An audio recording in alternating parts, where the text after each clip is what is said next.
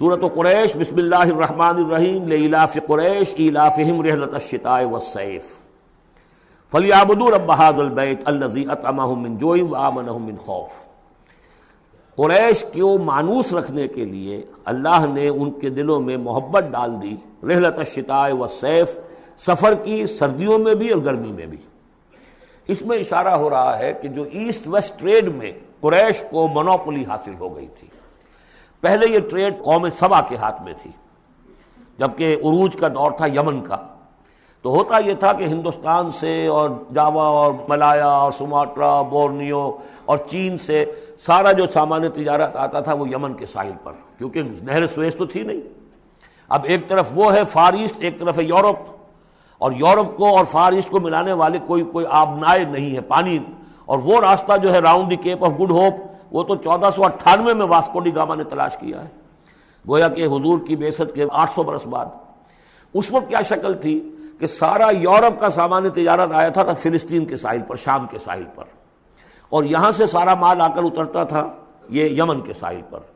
تو کچھ عرصے پہلے تک، تو کوئی 150-200 برس پہلے تک حضور سے یہ ساری تجارت یمنیوں کے ہاتھ میں تھی۔ یمنی قافلے لے کر چلتے تھے، یہاں سے اس مال کو لے گئے وہ شام تک، پھر وہاں سے مال لے آئے، اور یہ ایک طرح سے گویا کہ ایسٹ اینڈ ویسٹ جو ٹریڈ تھی اس میں انہیں کی پوزیشن حاصل تھی۔ پھر جب سیل العرم آیا ہے، ان پر سیلاب آیا ہے، وہ تباہ و برباد ہو گئے، تو پھر یہی ایسٹ ویسٹ ٹریڈ جو ہے یہ قریش کے ہاتھ میں آ گئی، اور ان کو خاص طور پر پروٹیکشن یہ حاصل تھی کہ چونکہ یہ خانہ کعبہ کے متولی تھے اور وہاں تمام قبیلوں کے بت رکھے ہوئے تھے، گویا کہ سب کے خدا ہاسٹیج تھے ان کے پاس،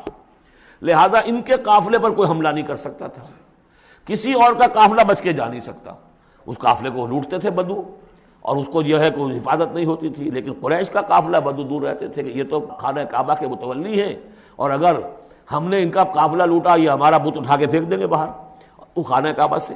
اس لیے انہیں اس خانہ کعبہ کی وجہ سے وہ پوزیشن حاصل ہوئی کہ انہیں تونگری اور دولت مندی حاصل ہو گئی، اور پھر یہ ایسا کرتے تھے، سردیوں کے زمانے میں یہ اپنا چکر لگاتے تھے یمن کا،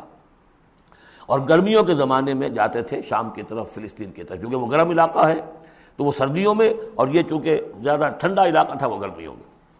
لإلاف قریش، اس واسطے کے مانوس رکھا قریش کو، الافہم رحلۃ الشتاء والصیف، ان کے دلوں میں وہ الاف سے مراد کیا ہے کہ سفر جو ہے ان کا جاڑے کا اور گرمی کا، اس سے ان کو گویا کہ مانوس کر دیا۔ فَلْيَعْبُدُوا رَبَّ هَٰذَا الْبَيْتِ، پس انہیں بندگی کرنی چاہیے، پرستش کرنی چاہیے اس گھر کے مالک کی، اس گھر کے رب کی۔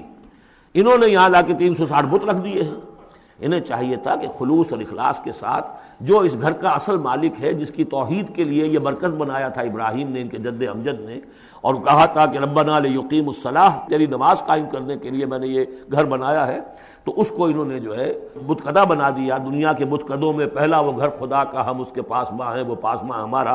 تو کرنا یہ چاہیے تھا الذی اطعمہم من جوع، جس نے کہ انہیں طعام پہنچایا اور بھوک سے نجات دی، انہیں غذا دی، انہیں دولت دی، وآمنہم من خوف، اور ان کو امن دے دیا ہے خوف سے کہ ان کے قافلوں کے اوپر کسی حملے کا خوف اور اندیشہ نہیں ہوتا۔ بارک اللہ لی ولکم فی القرآن العظیم ونفعنی وإیاکم بالآیات والذکر الحکیم۔